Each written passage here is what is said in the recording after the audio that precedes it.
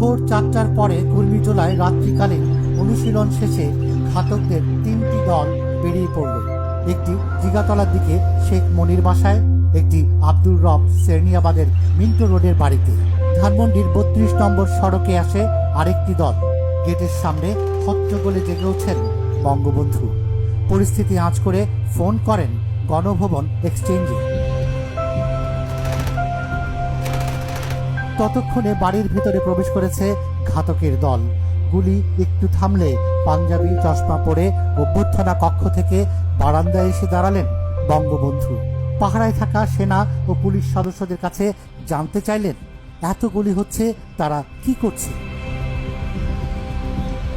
তখনও উপরের তলায় ফোনে সাহায্য চাইছেন বঙ্গবন্ধু।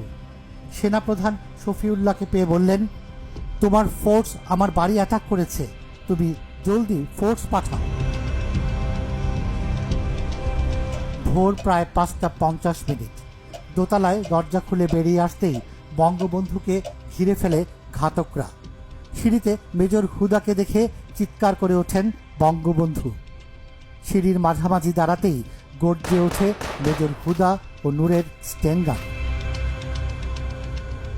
একে একে সবাইকেই হত্যা করে ঘাতকের দল।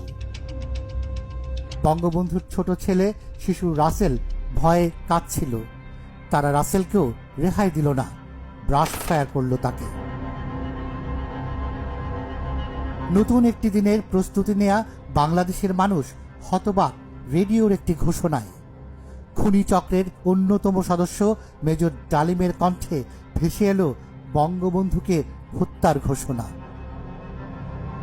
মেজর ডালিম বলছি, অদ্য সকাল হতে খন্দকার মুস্তাক আহমদের বলিষ্ঠ নেতৃত্বে সামরিক বাহিনী ক্ষমতা দখল করিয়াছে। শেখ মুজিব ও তার খুনি দুর্নীতিবাজ সরকারকে উৎখাত করা হইয়াছে। এখন হতে সারা দেশে সামরিক আইন জারি করা হলো। করুণ দিনটিকে আরো কলঙ্কময় করে তুলল একটি শপথ অনুষ্ঠান।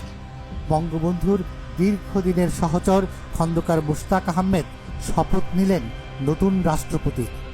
থমকে গেল লক্ষ প্রাণের বিনিময়ে পাওয়া স্বাধীন বাংলাদেশের স্বপ্নযাত্রা।